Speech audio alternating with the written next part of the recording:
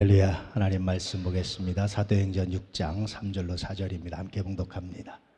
형제들아, 너희 가운데서 성령과 지혜가 충만하여 칭찬받는 사람 7을 택하라. 우리가 이 일을 그들에게 맡기고 우리는 오로지 기도하는 일과 말씀 사역에 힘쓰니라. 아멘. 우리가 이 일을 그들에게 맡기고 라고 말할 때 이 말을 하는 사도들의 심정이 어땠을까라는 생각도 많이 들어요. 또 사도들이 맡긴다고 선언한 이 일은 어떤 일일까요? 그것은 재정과 관련된 일이었습니다. 처음 교회, 제가 사도행전 2장에 있는 교회를 늘 처음 교회라고 표현하는데요. 이 처음 교회, 사도행전 2장에 기록되어 있는 것처럼 정말 환상적인 공동체를 이루었어요. 유무상통이라고 그러죠. 여러분 아시다시피 공산주의 이론의 모티브가 여기서 왔어요. 사도행전 2장에 있는 처음 교회에서. 근데 이 칼 막스라든지 또 레닌이라든지 이런 사람들은 이 처음 교회가 어떻게 이루어졌는지를 몰랐던 것 같아요. 피해 혁명을 하고. 그래서 처음 교회처럼 이렇게 이상적인 공동체를 이룰 수 있다고 생각을 했던 것 같아요. 정말 착각이죠. 처음 교회 이런 이상적인 공동체는 어떻게 이루어졌습니까? 예수 믿고 성령 받고 구원받은 사람들이 이룬 공동체예요. 정말 그들이 그런 사회를 생각했다면 저는 피해 혁명을 말하지 말고 예수 믿읍시다, 성령 받읍시다, 믿음으로 삽시다 이렇게 얘기했어야 될 것 같아요. 그들이 그렇게 말하지 않았다면, 피해 혁명을 이루라고 하지 않았다면 6.25도 없었을 것이고 캄보디아나 베트남이나 수많은 냉전체제에서 전쟁도 없었을 것이고 수백만 명이 죽어가는 일도 없었을 겁니다. 정말 마음 아프죠. 여러분, 처음 게 이런 위대한 공동체 정신은 예수 믿고 성령 받아야 가능합니다. 할렐루야. 다른 방법은 이룰 수가 없어요. 근데 이렇게 환상적인 교회, 이 교회에 갈등이 나타나기 시작했어요. 그 원인 중 하나는 뭐냐면 예수님의 재림이 자기들 생각보다 늦어진 거예요. 분명히 빨리 예수님 재림하실 줄 알았는데 생각보다 늦어진 거예요. 그럼 뭘 오해한 겁니까? 재림에 대한 예수님의 가르침을 오해했어요. 그래서 예수님도 그때와 기한은 모른다, 아버지는 모른다, 나도 모른다 그렇게 말씀하셨는데 이들은 그 말씀을 오해했어요. 시간이 지나서 이 오해를 바로잡게 됩니다. 이제 처음 교회가. 두 번째 원인이 있었는데요. 정말 아이러니하게도 처음 교회 부흥 때문이었습니다. 이런 갈등은. 사도행전 6장 1절을 이렇게 표현하고 있죠. 그때 제자가 더 많아졌는데, 사람들이 많아졌어요. 여러분, 양적 성장은 질적 저하를 가져오는 것이 대부분의 현상입니다. 처음 교회, 사도행전 2장에 이럴 때도 정말 환상적인 교회, 자기 재산을 자기 거라고 말하지 않고 자기 소유를 자기 소유라고 말하지 않고 다 유무상통하고 있는 자나 없는 자나 서로 상통하고, 이게 유무상통이라는 말이에요. 서로 공동생활을 하고 서로 주장하지 않고 서로 섬기고 이랬던 교회, 이랬던 처음 교회가 갈등이 생겼는데, 왜냐하면 이렇게 성령 받고 감동했던 사람들의 모임이 너무 좋아서 교회가 부흥을 하기 시작했어요. 그러다 보니까 여러 사람들이 도왔는데 처음 교회 교인들이 가졌던 신앙적 관점이 아니고 사회적 관점으로, 다른 관점으로 교회를 바라보기 시작하는 사람들이 생기기 시작했어요. 질적 저하가 일어난 거예요. 여러분, 질적 성장과 양적 성장이 동시에 일어나기 대단히 어려워요. 한국 교회가 오늘날 이렇게 질책을 받는 이유는요, 질적인 성장에 비해서 지나치게 양적인 성장이 앞섰기 때문이에요. 얼마 전에 들소리 신문에서 설문조사를 했잖아요. 저도 거기에 멘토를 했는데, 신문에 그걸 냈는데 오래된 신자들이에요. 그런데 변화되지 않는 거예요. 말씀으로 살아야 했다고 생각하지 않는 거예요. 예배 드릴 때 교회 와서는 철저하게 말씀을 생각하는데 삶의 현장에 나서 어떤 문제도 생기면 그때부터 말씀은 전혀 없어졌어요. 믿음은 문제가 아무 역할도 하지 못하고 있어요. 내가 예수 믿는데 그 믿음이 어떤 역할을 하는지 현장의 문제에 전혀 개입되지 않는 거예요. 심각한 문제가 생기죠. 우리 둘째 녀석이 호주에서 워홀을 하고 있는데 일자리를 구하는데 이제는 다 끝나서 다음을 구하는데 그 다음 지가 연수를 떠나려면 한 달 정도밖에 기간이 없어요. 근데 호주에서 보통 일자리 구하면 몇 달이지 한 달짜리 일은 없다는 거예요. 면접을 보는데 이제 다 얘기하고서 마지막에 자기가 난 한 달밖에 시간이 없습니다 했더니 그럼 안 돼. 그래서 고민을 하는 거죠. 어떡할까요? 일자리 손해봐도 정직해. 알겠습니다. 한 달 동안 일자리가 없으면 그래서 내가 비게 되면 이 시간을 어떻게 보낼지 이제는 묵상을 해봐. 알겠습니다. 그 순간 현실적인 이익을 먼저 생각해서 대부분의 사람들이 몇 달 한다고 거짓말하고 한 달째 딱 하고 도망 나온다는 거예요. 그러면 여러분 또 어떻게 될까요? 이게 워홀이라는 좋은 제도도 아마 굉장히 심각한 문제가 생겨요. 어쨌든 우리가 삶의 현장에서 우리의 믿음의 역할을 하지 못하면 심각한 문제가 생깁니다. 이게 한국교회의 병폐예요. 다시 말하면 질적 성장과 양적 성장의 균형을 이루지 못한 거예요. 처음 교회도 그랬습니다. 사도행전 6장의 교회들이 그랬어요. 그래서 그전에는 아무 문제 없었어요. 사도행전 2장의 교회들, 처음 교회는 아무 문제가 없었는데 사람들이 많이 유입되면서 비로소 그 처음에 성령의 감동과 은혜는 사라지고 지극히 인간적인 눈으로 교회를 바라보기 시작하는 사람들이 들어왔어요. 이들이 불만을 제기했습니다. 성장통이기도 한데요. 어쨌든 불만을 제기했습니다. 그게 세 번째 이유인데 처음 교회는 히브리파와 헬라파가 있었어요. 히브리파 유대인들과 헬라파 유대인들이 섞여 있었습니다. 히브리파 유대인들은요, 유대 땅 안에 살던 사람들, 가난하고 못 배우고 어려운 사람들. 헬라파 유대인들은요, 디아스포라 주라고 해서 헬라 지역으로 흩어져 살면서 거기서 좋은 대학 나오고 좋은 학교 나오고 쉽게 말하면 사업도 성공하고 이런 사람들, 세상적으로 성공하고 돈도 많은 사람들, 이런 사람들이었어요. 이런 사람들이 유월절을 맞이해서 예루살렘에 왔다가 예수의 사건을 경험하고 성령 받고 나서 정착해서 처음 교회를 이루었어요. 이 두 파가 있었습니다. 처음 교회는 전혀 문제가 없었는데 사도행전 6장에 와서 사람들이 말하는 소리에 불만이 생겼는데 헬라파로부터 불만이 제기됐습니다. 헬라파 유대인들이 자기의 과부들이 매일의 구제에 빠짐으로 히브리파 사람을 원망하니 원망이 일어났어요. 이 구절에서 알 수 있듯이 더 많은 헌신했던 헬라파들의 불만이 고조됐습니다. 우리가 돈은 더 많이 내는데 헌신은 더 많이 하는데 왜 혜택은 저 히브리파가 더 많이 받는 겁니까? 사도들, 당신 히브리파이기 때문에 히브리파한테도 혜택을 주는 거 아닙니까? 이런 불만이었던 거예요. 처음으로 제가 사도들의 심정이 사실은 묵상이 됐어요. 오늘 말씀 묵상하면서. 그런데 이런 불만 앞에서 사도들이 정말 위대한 결단을 해요.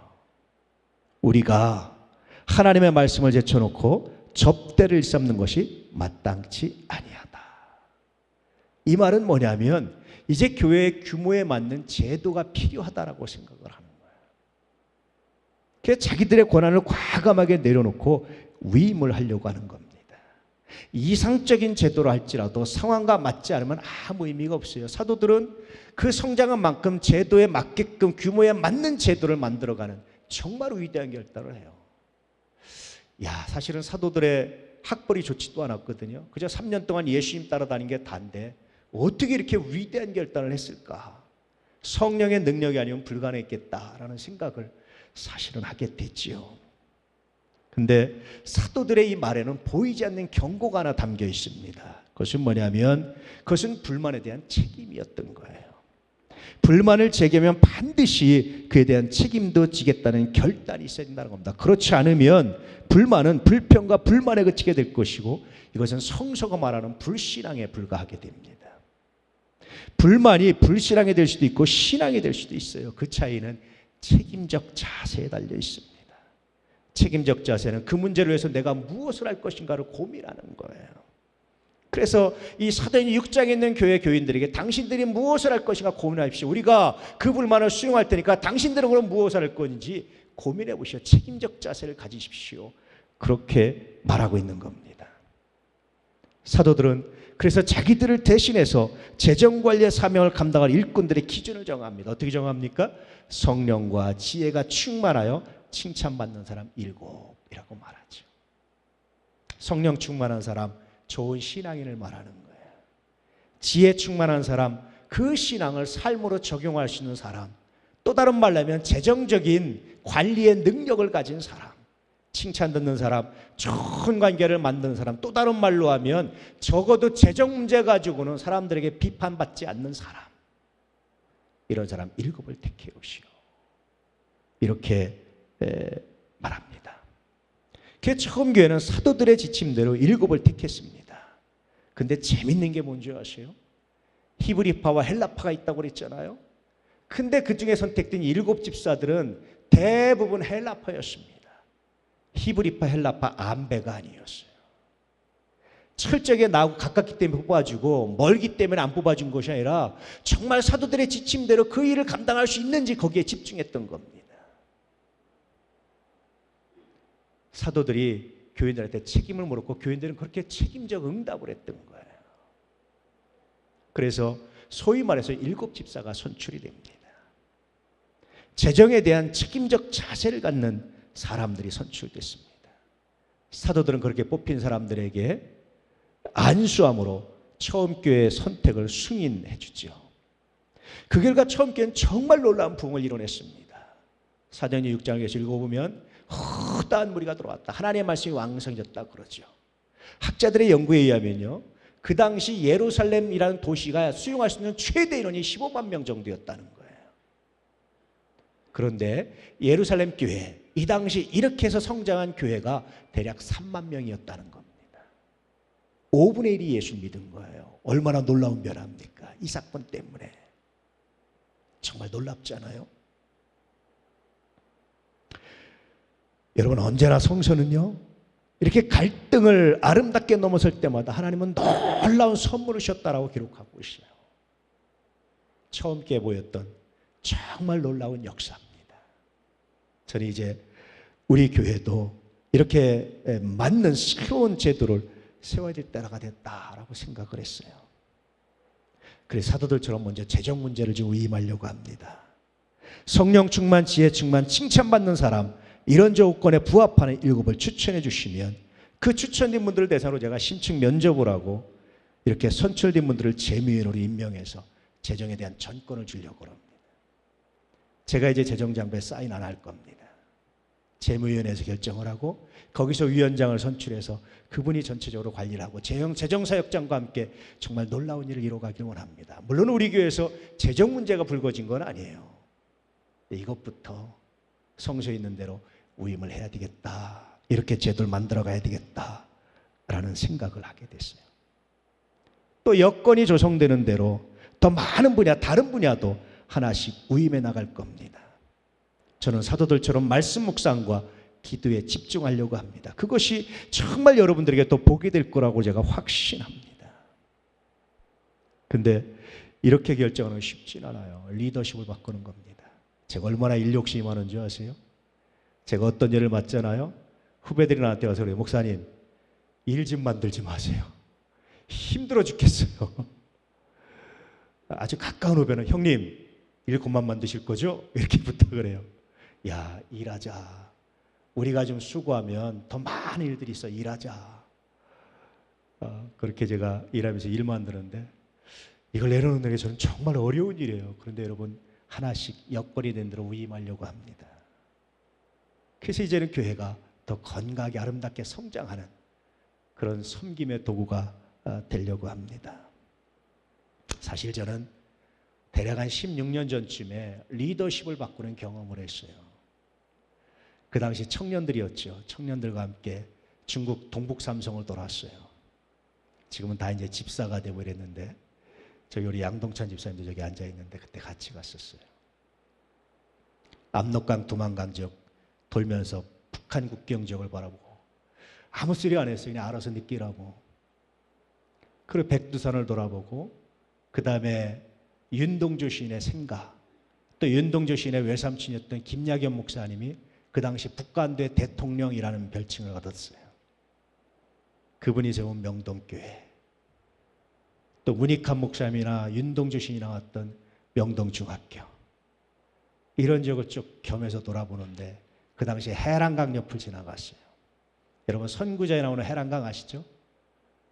한 줄기 해란강은 이렇게 나오는 해란강 옆을 지나갔는데 갑자기 저에게 하나님이 강한 음성을 주셨어요. 한우야, 황 목사 이제 리더십을 받고. 정말 많이 놀랐어요. 제가 그 음성을 듣고 난 다음에 혹시 같이 갔던 사람들이 기억할지 모르지만 거의 매일 밤 잠을 못 잤어요. 거의 매일 올 때까지 밤에 제가 일어나서 기도했어요. 거의 못 잤어요. 사실은. 하나님 어떻게 바꾸라고요? 사랑으로. 이거요, 바꾸는 건 정말 어려운 일이에요. 가졌던 원칙과 이런 것들 최소한 좀 지키면서 어떻게 하면 사랑할 수 있을까? 그래서 여러분 가졌던 원칙을 많이 내려놨어요. 일꾼도 그렇게 세웠어요. 원칙들이었으면 여러분 별로 세울 분이 없었을 거예요. 또 비슷한 시기에 성지순례를 갔어요. 시내산에 올라가는데 그 장소를 전 지금도 잊지를 않아요. 갑자기 하나님이 저한테 또 강하게 말씀을 하셨어요. 내가 너에게 새 계명을 주노니. 모세가 계명을 받은 이곳에서 내가 너에게 새 계명을 주노니. 제가 하나님 내가 이단도 아니고 무슨 새 계명이 지금 있습니까? 성소문 끝난 거지. 제가 하나님께 그렇게 항의 기도를 했거든요. 그때 하나님이 저한테 서로 사랑하라 이 말씀을 하시요. 이 말씀이 들려지는데 그때 우리 교인들의 얼굴이 마치 영화 필름 한 사람씩 쫙 흘러가는 거예요. 이렇게 한 사람도 안 빼놓고 쫙 지나가는 거예요. 그래서 정말 많이 노력했습니다. 쉽진 않고 100% 못했지만 그 사랑이 주책 없는 사랑에 되지 않게 하려고 정말 노력했지만 그래도 사랑하려고 정말 노력했어요. 원칙보다는. 제가 원래 아이들을 좋아하는데요. 더 좋아하려고 했고, 제가 원래 노인들을 좋아해요. 어릴 때 할머니 할아버지 사랑을 많이 받고 자라서 다 좋아하려고 노력했고. 그래서 많은 어떤 교인이 저한테 그런 거니, 목사님 좀 권위 좀 잡으세요. 폼 좀 잡으세요. 근데 그 말보다 나는 하나님 말씀이 더 중요했어요. 어떤 분이, 여기 앉아있는 어떤 분이 저한테 그랬어요. 우리 교회에서 제일 많이 변한 분이 목사님이시군요. 그런 말을 어떤 분이 저한테 했어요. 목사의 권위 별로 중요하지 않았어요. 내세우려고 한 번도 생각을 안 해봤어요. 하나님의 말씀이 더 중요했어요. 근데 최근에 여러 일들을 제가 겪으면서 다시 묵상하고 기도하면서 하나님이 또 다시 리더십을 바꾸라는 음성을 들었어요. 어떻게 바꿀까요, 하나님? 이제 위임해. 많은 생각이 드는데 정말 기쁜 건 뭐냐면 우리 교회가 질적으로 성장했구나. 이제 여러분들이 성장했구나, 자라갔구나 하는 그런 감동도 동시에 받아요. 그래서 여러분 재정부터 위임하고 여건이 되는 대로 위임하려고 하는 거예요. 감정적 결정이 아닙니다. 걱정도 있어요. 물론 염려도 있어요. 제대로 할 수 있을까?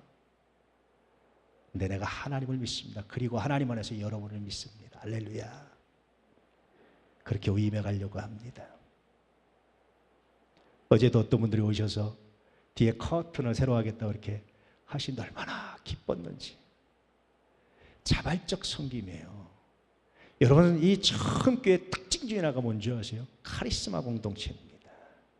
각자가 은사를 받은 대로 자기 은사를 각자 자발적으로 사용하는 거예요. 자기 책임을 감당하는 거예요. 이걸 카리스마 공동체라고 그래요. 우리 그리스도교회가 태동한 배경입니다. 목적이기도 합니다. 이런 교회 만들자. 이게 그리스도교회가 나온 목적이에요. 저는 이 교회를 만들고 싶었어요. 근데 이제 하나님께서 때가 돼서 여러분이 성장하고 감당할 수 있어서 이런 명령, 이런 은혜 주신 줄 믿습니다. 할렐루야. 내년에는 사역팀들도요. 제가 사역장들을 임명하겠지만 팀원들은 여러분 자발적으로 내가 이 사역을 하겠습니다. 나는 이 사역에 들어가서 봉사하겠습니다. 선택하고 섬길 수 있는 기회를 만들어 드리려고 해요. 한 사람도 여러분 거저 있지 마시고 각 사역팀에다 들어가서 여러분 기도하시고 헌신하시고 자기 달란트를 발휘할 수 있기를 주의 이름으로 축복합니다. 이 과정이 성공적으로 진행되면 우리 교회는 이제 양쪽으로도 부응하는 놀라운 열매를 맺게 될 겁니다. 할렐루야. 여러분 자리에서 책임을 감당하십시오. 하나님은요, 한 사람도 달란트를 안 주신 분이 없어요. 다 은사를 주셨습니다. 그 은사의 자리에서, 자기 자리에서 그 사명을 감당하고 자기 은사를 깨닫고 그 자리를 지킬 때 하나님 얼마나 놀랍게 역사하시는지, 여러분의 삶이 어떻게 자라가는지 제가 확증합니다. 분명히 여러분의 삶이 자라갈 겁니다. 여러분이 복받았다는 고백을 하게 될 겁니다. 정말 내가 예수 안에서 받은 복이 이거군요라고 고백하게 될 겁니다.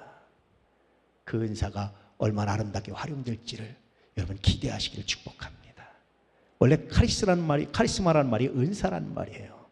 근데 요즘 이것이 어떤 뜻으로 쓰이죠? 권위라는 뜻으로 쓰이잖아요. 자기 은사를 활용하면 권위가 생겨요. 연예인들이, 가수가 자기 은사를 해서 가수로서 성공하면 뭐가 생기죠? 인기도 생기고 돈도 생기잖아요. 권위도 생기잖아요. 그래서 이 은사란 말이 권위라는 말로 바뀐 거예요.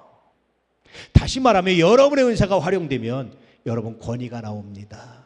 그 권위는 단순히 폼 잡는 게 아니라 하나님의 복이 있습니다. 하나님의 능력이 있습니다. 이 땅에 하나님 보내십니다. 한 사람도 은사 주지 않은 사람이 없어요. 이제 여러분 은사를 감당할 수 있기를 축복합니다. 할렐루야. 이 일을 위해서 11지도 하십시오. 헌신도 하십시오. 여러분 가지고 있는 은사도 활용하십시오. 충분히 하십시오. 하나님께서 여러분에게 100배로 부으시는 거룩한 역사가 있게 될 줄로 믿습니다. 제가 위임하는 것은 이런 확신과 이런 감동 때문이에요. 혹시 우리 교인들이 복받고 있는 것, 복받을 길을 내가 막고 있지 않았는지는 이런 처절한 후회도 저한테 있었습니다. 반성도 있었습니다. 여러분, 이제 하나님의 복이 무엇인지, 이 시대 우리가 하나님의 복을 어떻게 소유할 것인지를 자기 은사를 감당하심으로 확인하시고 증거하시고 증언하시는 믿음의 삶이 되시기를 주의 이름으로 축복합니다.